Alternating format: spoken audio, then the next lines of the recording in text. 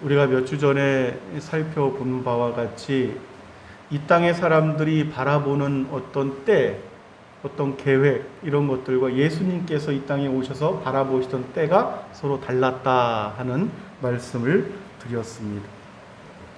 이 예수님의 때라는 것은 이 사람처럼 그냥 이 사람의 생각과 눈에 보이는 것을 따라 계산하고 눈에 보이는 것들을 따라서 그 때를 갖다가 준비하고 이러한 어떤 충동적인 때가 아니라 하나님께서 오직 성부 하나님께서 주시는 그 때, 그 예비하신 때를 바라보고 달려가신 길이었다 하는 것이죠.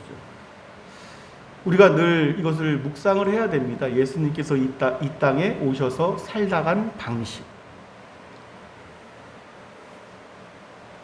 이제 그렇게 되면은 우리가 우리의 주어진 환경 가운데서 우리에게 어떤 주어진 여건과 이런 것들을 바라보는 게 많이 달라질 수가 있습니다. 많이. 이것들을 깨닫지 못하면 하나님을 믿고 있는데도 자신이 생각하는 어떤 때, 자신이 생각하는 어떤 상황들, 환경들 이런 게 늦어지거나 또 그것이 어떤 지체되거나 이렇게 되면은 힘이 들 수가 있습니다. 사람의 때와 하나님의 때를 분별하지 못하면, 영적으로 분별하지 못하면, 그 믿음으로 깨닫지 못하면은 자꾸 답답해지고 조급해지고 자꾸 이럴 수가 있다는 것이죠. 그만큼 늘 말씀드립니다. 이 땅은 죄가 많은 곳, 혼돈된 곳, 오염된 곳, 이그러진 곳. 이 땅에 발을 딛고 있기 때문에 우리의 육신이 오염됐기 때문에 우리의 어떤 영혼도 많이 이 영향을 받는 것이죠. 영향을 많이 받는 것입니다. 중요한 것은 육신이나 우리의 영혼이 연약할지라도 끈이 크든지 작든지 간에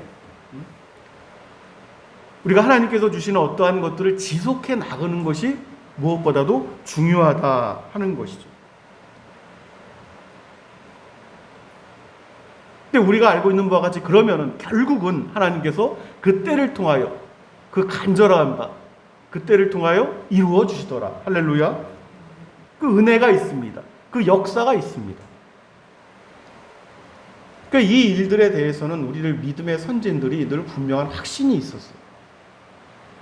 내가 나의 주어진 환경, 여건, 그 에베소 교회가 달랐고 로마 교회가 달랐고 서로 다 달랐잖아요. 여건들이. 그러한 가운데서도 하나님께서 주신 때들이 다 달랐습니다.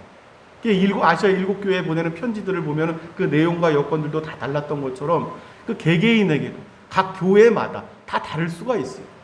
그런데 그때는 각 교회가 넘어서야 할 어떤 환난도 있을 것이고 또 인내의 때가 있을 것입니다. 그러한 때를 참고 견디면서 주어진 일들을 묵묵히 하다 보면 하나님께서 반드시 그 은혜를 베푸셔 그 역사를 이루어 주신다. 그것이 믿음의 선진들의 역사 속에서 공통된 증언이었습니다. 그래서 포기하지 말아라 이런 말씀을 성경은 굉장히 권면을 곳곳에서 하고 있죠. 곳곳에서.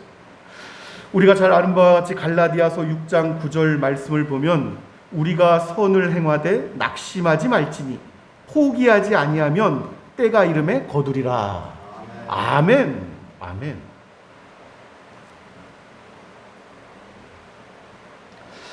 사랑하는 여러분, 이 사람이 자신의 생각과 자신의 환경에서 인간적인 생각에 사로잡히다 보면은 하나님이 주시는 때, 하나님께서 원하시는 어떤 그 환경이 어떤 자신에게서 그걸 분별을 못할 수가 있어요. 갈수록 그 어떤 거룩한 감각들이 떨어질 수가 있습니다.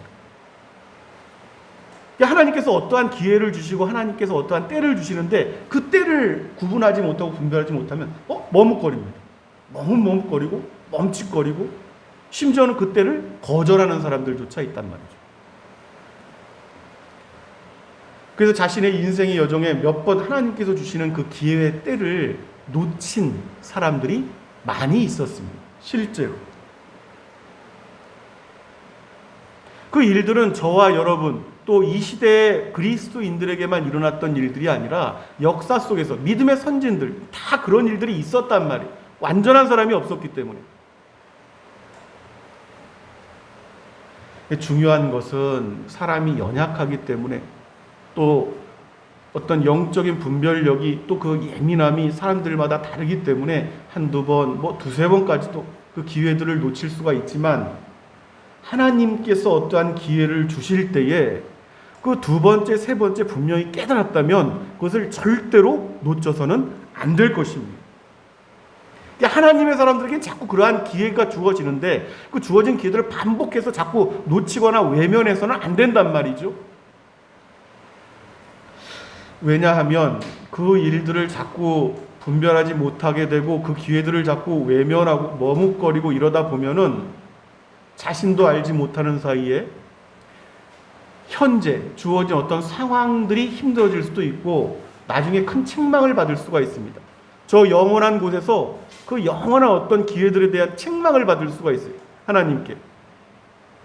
이 일들을 사람들은 생각하지 못합니다. 당장 이 땅에서 눈에 보이는 것, 어떤 이득적인 것, 머뭇거릴 수밖에 없는 어떠한 감성적인 것, 감정적인 것, 이러한 것들 때문에 그 영원한 책망에 대해서는 생각하지 못할 수가 있단 말이죠.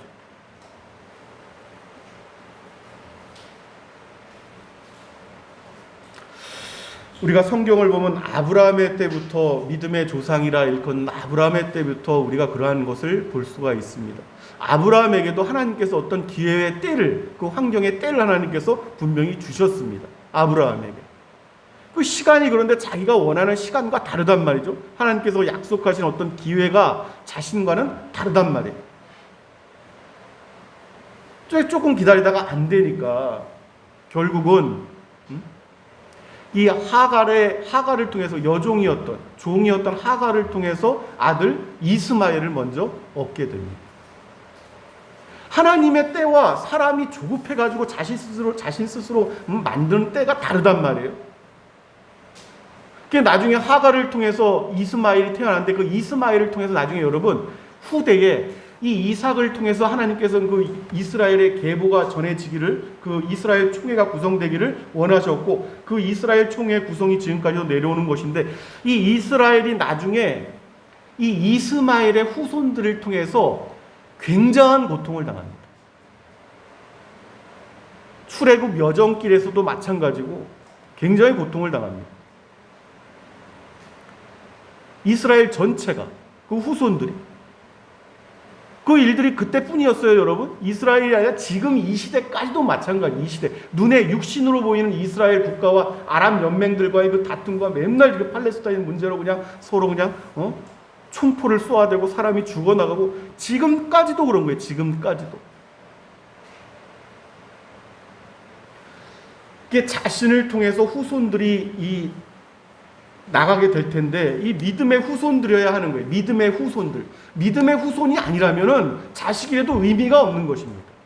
어떤 의미가 있겠어요, 나중에. 그 영원한 견지에서 보면은 가슴만 아플 뿐이지.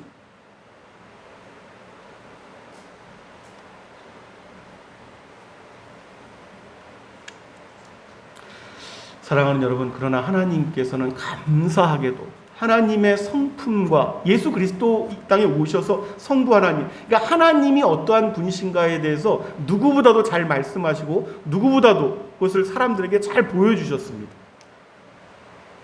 그 거룩하시고 흠 없으신 분께서 사람 개개인에게 기회를 주시고 어떤 환경의 여건을 허락하시는데 사람이 그거를 머리가 나쁘든 이 영적인 감각이 둔하든 그것을 한두 번 놓지, 하나님께서 다시 분명히 기회를 주신단 말이죠. 할렐루야. 다시 기회를 주십니다. 알아듣게끔, 알아들을 수 있게끔 다시 기회를 베푸십니다. 이 두 번째 주어지는 은혜, 세 번째 주어지는 은혜가 이 사람으로 하여금 이 말로 다할 수 없는 은혜가 되는 것입니다.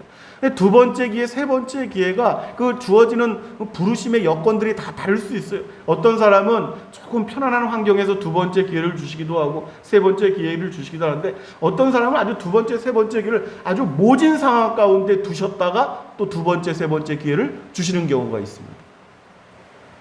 그 사람의 기질에 따라서, 환경에 따라서. 하나님께서 결국은 말씀하신 그대로입니다. 사라를 통해서 그 약속의 아들 이삭을 주십니다. 할렐루야. 이 이삭이라는 뜻은 우리가 아는 바와 같이 웃음이라는 뜻입니다. 웃음. 이삭은 웃음이라는 뜻이에요. 그러니까 이 땅의 사람들이 뭐 코미디언을 통해서 개그맨을 통해서 많은 사람들이 웃고 깔깔거리고 음식이 맛있어서 웃고 하지만 정말 이 웃음이 있어요. 정말 웃음. 하나님의 은혜와 하나님의 그 기회와 하나님의 그 사랑과 긍휼과 이러한 것들을 체험했고 또 그 은혜를 입었던 사람들만이 웃는 웃음이 있단 말이에요. 할렐루야. 그 웃음이 진짜 웃음입니다. 그 웃음을 얻을 수 있다는 것은 바로 아들 이삭을 얻는 기쁨과 같습니다. 할렐루야. 이것을 많이 잃어버리죠, 사람들. 많이 잃어버립니다. 본질적인 웃음이 정말 그 영혼의 만족감을 주는 웃음, 그 웃음이 아들 이삭을 얻는 것과 같은 그러한 기쁨인 것을 아는 사람만 안단 말이죠. 아는 사람만. 흰돌을 받은 사람만 그 흰돌이 무엇인지를 알 수 있단 말이에요.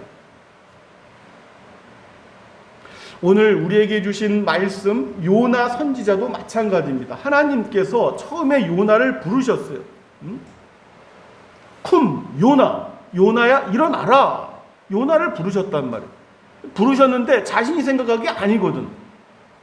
이게 하나님의 뜻이라고 자신이 생각하는 그러한 것과는 다른 것 같아요. 이 요나가 다시스로 도망가는 거 아니겠습니까? 우리가 1장을 보면은.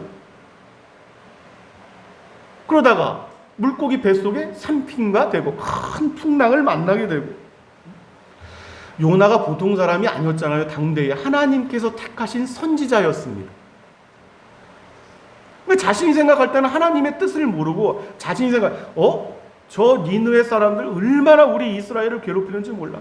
정말 아주 징글징글해. 북이스라엘을 굉장히 괴롭혔거든요. 너무너무 괴롭혔거든요. 나중에 이제 아수르를 통해서 북이스라엘이 멸망을 합니다만 아주 지긋지긋하고 너무너무 원수 같은 거예요. 지금 한일 관계, 한중 관계는 여러분 전혀 이 상상할 수 없는 그러한 관계였습니다. 너무 싫은 거예요. 도망가는 겁니다. 도망가는 거예요. 하나님의 뜻은 사람의 뜻과 또 다를 수가 있어요. 하나님께서 예비하신 길은 사람이 생각하고 자신이 결정하는 것과 많이 다를 수가 있습니다. 때때로 그렇단 말이에요. 때때로. 특별히 어떤 영분별의 어떤 은혜가 없다면 더더욱 심해질 수가 있는 것이고.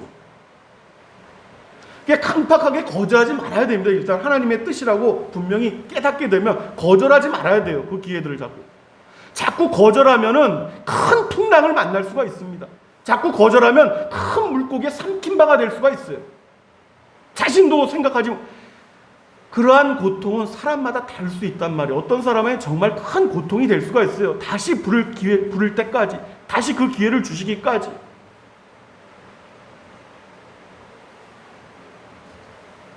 그런데 사랑하는 여러분, 오늘 우리에게 주신 말씀처럼 하나님께서 요나에게 두 번째 기회를 주십니다. 할렐루야. 오늘 우리에게 계시하여 주신 말씀, 이 말씀 내용이 그런 거 아니에요. 여호와의 말씀이 시작. 요 앞에만 합시다. 여호와의 말씀이 시작. 여호와의 말씀이 두 번째로 요나에게 임하니라. 이 뒤에 보면 이제 요나가 여호와의 말씀대로 일어나서 니느웨로 가니라. 아멘. 요나가 이제 그 고통도 당해보고 하나님의 뜻을 분명히 알았죠. 두 번째 기회는 분명히 붙잡는 겁니다. 요나가 가서 니느웨의 복음을 선포하는데 하나님께서 니느웨가 큰 성읍이었더라 말씀하신 이유가 있어요. 여러분, 이 육신의 눈으로 보기에도 큰 성읍일 수만 있지만 그 성읍에 거주하는 구원해 내야 될 영혼들이 너무너무 많기 때문에 그것을 큰 성읍이라고 말씀하실 수가 있는 것입니다.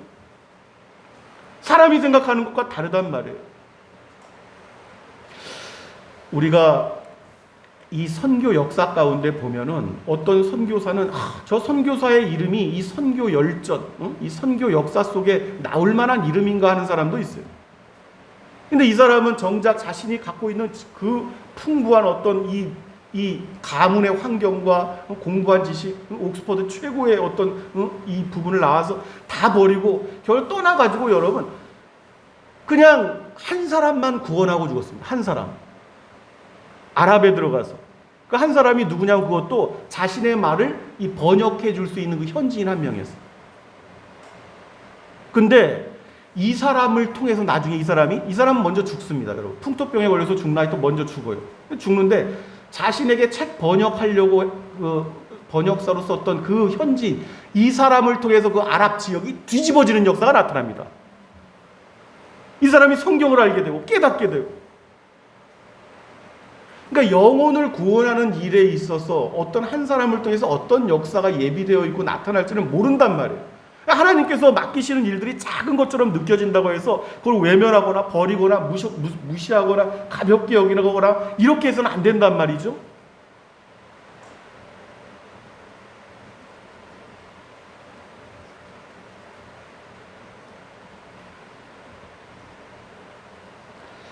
요나가 하나님의 뜻대로 니느웨에 들어가서 하나님의 말씀을 선포하자마자 니느웨가 죄를 뒤집어쓰고 놀라운 하나님의 은사가 부어집니다. 사랑하는 여러분, 첫 번째 늘 여러분 강조드리지만 하나님의 아들, 딸, 하나님의 사람들은 하나님의 능력을 절대적으로 신뢰하는 사람들입니다. 절대적이에요. 절대적. 그 어떤 타협점도 없단 말이죠. 그 능력을 사람의 생각으로 자꾸 한정 지으니까 문제가 되는 것입니다. 내 환경에 우리 여건에 이런 식으로. 나가서 자신의 생각과 뜻이 하나님께 기도를 해도 하나님께서 자꾸 들어주시는 것 같지도 않고, 이렇게 되면 이제 점점 더 그러한 일들이 나타나는 거죠. 그래서 예전에 막 기도에 열심을 품고 기도했던 사람들, 이 사람들이 자신이 생각하는 때와 조금 멀어지는 것 같고 또 늦춰지는 것 같으면 결국은 기도의 사람에서 기도하지 않는 사람으로 그 기도의 자리에서 멀리 떨어져 나갑니다. 심지어는 신앙에서 멀어지는 사람들조차 있어요. 그러한 예들을 주변에서 얼마나 많이 보겠습니까? 이 아브라함과 똑같습니다. 기다려도 아들이 안 나타나니까 웃을 수 있어야 되는데 아들 이삭이 언제 나타납니까? 기다리다 아무리 하나님을 사랑하고 그래도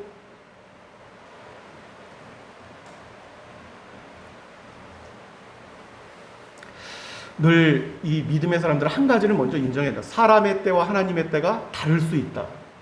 이 하나님의 때와 내 사람의 생각의 때가 다를 수 있다고 해서 자꾸 나태해지거나 그 소망이 끊어지거나 이러면 안 된단 말이죠. 갈수록 그 소망은 견고해져야 할 줄로 믿습니다. 하나님의 때가 사람이 생각하는 때보다 그 사람에게 있어서는 가장 완전한 때입니다. 가장 이상적인 때예요. 그것을 믿어야 할 줄로 믿습니다. 그러니까 그때를 사모하고 꾸준히 기도를 하는 것입니다. 소망을 품는 것입니다. 나의 때와 하나님이 주시는 때가 자꾸 어떤 갭이 있다고 해가지고 이것을 자꾸 나태해지거나 잊어버리거나 신앙이 물러지거나 이러면 안 된단 말이죠. 그러니까 우리가 잘 알고 있는 곳곳에서 그래요, 여러분. 아브라함뿐만이 아니라 요나뿐만이 아니라 우리가 잘 알고 있는 사도 바울도 마찬가지입니다. 사도 바울도 복음을 전하면서 바울을 통해서 얼마나 큰 이적과 능력이 나타났습니까? 그런데 사도들 가운데 이 사도 바울처럼 매를 많이 맞고 강도를 만나고 죽을 뻔한 순간을 숱하게 넘기고 또 감옥에 그렇게 많이 갇히고 매를 맞고 이런 사도가 어디에 있었습니까? 죽은 사람도 살려냈던 사도 바울이었는데, 사람들이 생각하는 건 그렇단 말이에요. 사도들, 저 바울? 수건 한 장으로도 막 귀신이 떠나가는 저 바울을 사람들이 감옥에 가뒀어? 하나님이 바울과 함께하는 사람인데 바울이 당장이라도 감옥에서 풀려나야 되는 것입니다. 당장. 그게 사람의 생각이죠. 당장 풀려나야 돼요. 하나님이 함께하는 사람인데.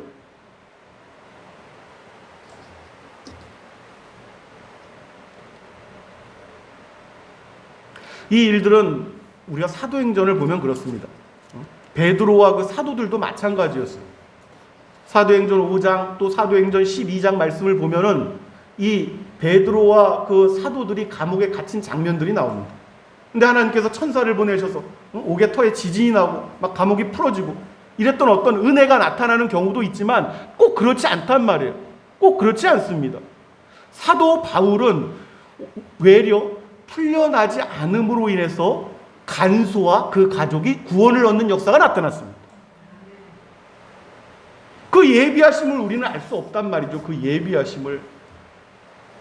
또 사도 바울이 감옥에서 그 후대 후손들을 위해서, 그 당대 교회들을 위해서 서신서를 썼잖아요. 그 서신서들이 지금까지 남아있는 것이고, 얼마나 그 후대에 많은 그리스도인들이 울면서 눈물로 이 성경의 말씀을 상고하고 바울의 고통을 이해하고 자신의 주어진 환경의 역경 가운데 그 말씀으로 위로를 삼고, 할렐루야.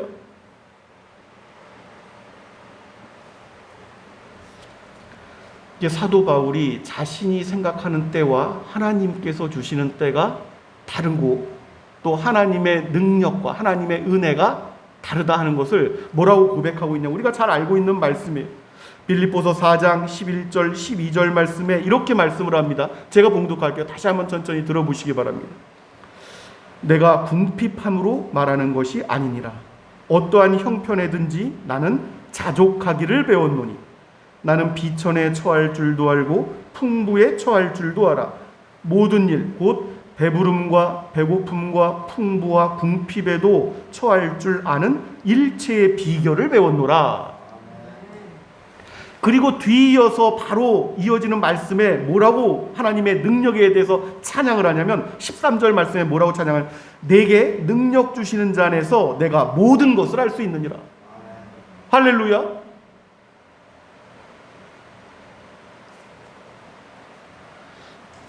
말씀의 능력은 믿는 사람들에게 역사합니다. 이것은 정말 필수적인 일이에요. 말씀으로 믿지 않는 사람들에게 말씀의 하나님께서 역사하시겠습니까? 그럴 수는 없는 것입니다.